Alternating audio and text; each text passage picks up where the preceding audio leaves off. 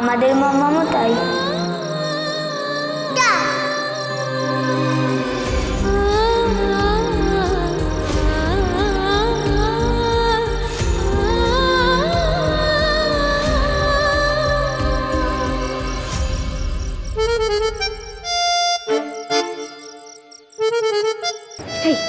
তোরা ঢুলছিস কেন? রাখিগুলো বানাতে হবে তো, বানা।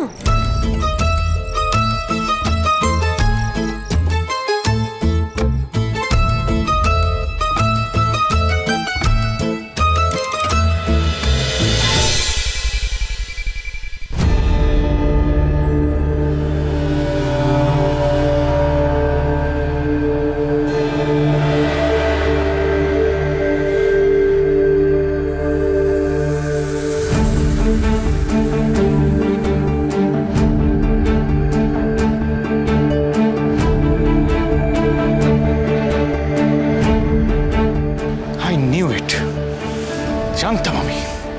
I knew there was something fishy going on. কেউ সারা রাত ঘুমোয়নি, রাতভর জেগেছিল।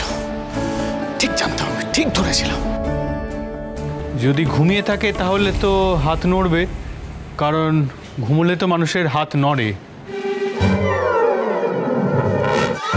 ও মাই গড, ওটা তার মানে জিলিপি চোরের ট্রিক ছিল, যাতে বাচ্চাগুলো ধরা না পড়ে সেই জন্য বাচ্চাগুলোর গায়ে ওইভাবে হাত রেখে দিয়েছিল, দুষ্টুমি করবে বলে। দাঁড়াও, হচ্ছে ওদের। কি ব্যাপার, এত রাখি এখানে কেন? কি পড়বে এত রাখি? কেই বা পড়াবে?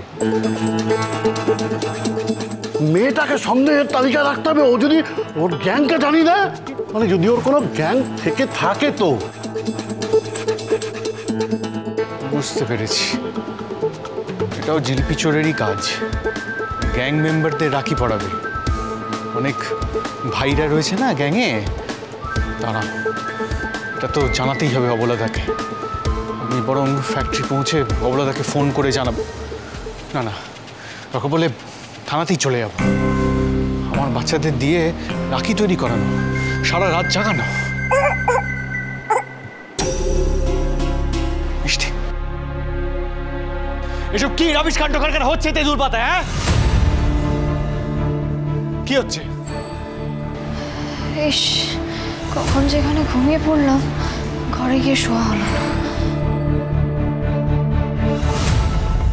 এরকম বৃষ্টির ভেতরে মেঝেতে শুলে তো কাশি হবেই।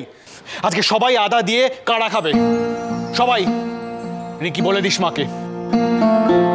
মিষ্টি, এদিকে এসো, আমার কাছে এসো। মেঝেতে সব ঘোরাঘুরি খাচ্ছে আর বাচ্চাগুলোকেও খাওয়াচ্ছে। রবিশ একটা। কংস মামা, আপনি কিন্তু অভদ্রতার একদম সীমা পার করে যাচ্ছেন বলে দিচ্ছি। এরকম মুখ চোখ না করে নর্মালি কথা বলতে পারো না তুমি? চলো সবাই, চলে এসো। চাল নেই, চুলো নেই, উচ্চিংড়ির মতো লাফাচ্ছে সারাক্ষণ। কে বলেছে? কে বলেছে আপনাকে যে আমার চাল নেই, চুলো নেই? হ্যাঁ, মানছি আমার মা নেই, আমার বাবার মতো একটা বাবা নেই, কিন্তু তা বলে কি আমার কেউ নেই নাকি? আমার ক্রিশ আছে। চুপ করো তো তুমি। রিঙ্কি, তালমিছিরি সিঁড়িটা নিয়ে আয়।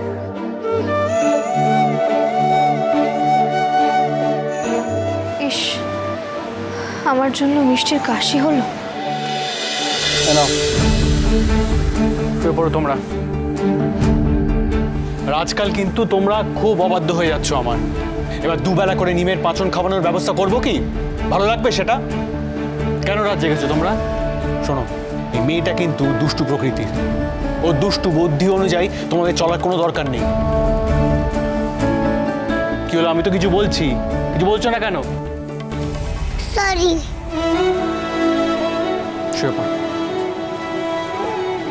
শুয়ে পড়ো তোমরা। দুষ্টুমি করবে না, একটু পরে আবার উঠে পড়বে, ঠিক আছে? আর আজ আমি সারাদিন বাড়িতে থাকবো না, যেন বাড়িতে ফিরে না শুনি তোমরা বাড়ির লোকজনদের ডিস্টার্ব করেছো। মানে কি মাসি একটু পরে কাড়া নিয়ে আসবে, তোমরা সবাই খেয়ে নেবে। স্পেশালি তুমি, মিষ্টি, তোমার কিন্তু কাশি হচ্ছে।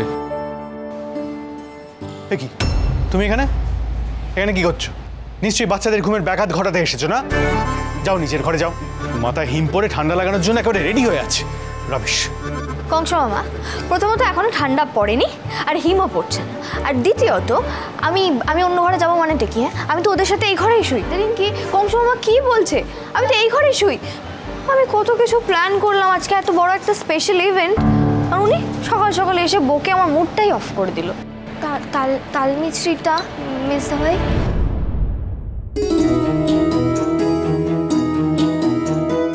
করো সবাই। আরেকটা দাও। অমনি না, মিষ্টি মিষ্টি বলে আরেকটা? একদম না, সবাই ঘুমিয়ে পড়ো। শোনো, এই জিলিপি চোরের কথা বেশি শোনো না তোমরা। হ্যাঁ কি তাকে কি দেখছো অমন করে? নিশ্চয়ই মিষ্টি তাল মিষ্টি দেখে খিদে পেয়ে গেছে। এখন তো এইটা চুরি করার জন্য পুরো বাড়ি তোলপাড় করবে, কোনো দরকার নেই। নাও একটা। বাই গড বলছি, ঝিল্লি চৌধুরী তাল মিছরি খায় না। খায় না? বড় বড় কথা। রিঙ্কি, তুই নে একটা, জিলিপি চোরের জন্য একটা নে। নে, কোনোটা ঠিক জায়গায় রেখে দিবি। শুয়ে পড়ো। মেজদা ভাই, তুই আজ ফ্যাক্টরিতে যাবি না?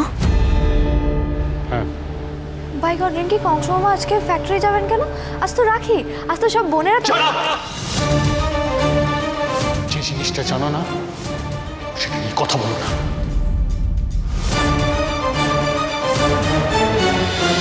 তোমাকে আগেই বলতে চেয়েছিলাম ঝিল্লি, আজকের দিনে না মেজদা ভাই ঠিক মুডে থাকে না। ক্রিশ, এটা রিঙ্কি কি বলছে? আজকের দিনে নাকি কংস মামা ঠিক মুডে থাকে না? কংস মামা তো 365 দিনই খারাপ মুডে থাকে।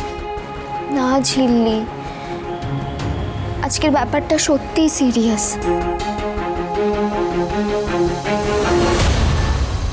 শোনো, এই যে কোকো মোমো মিষ্টিকে দেখছো, ওদের যে মা মানে আমার দিদিয়া, আমাদের মেজদা ভাইয়ের বোন,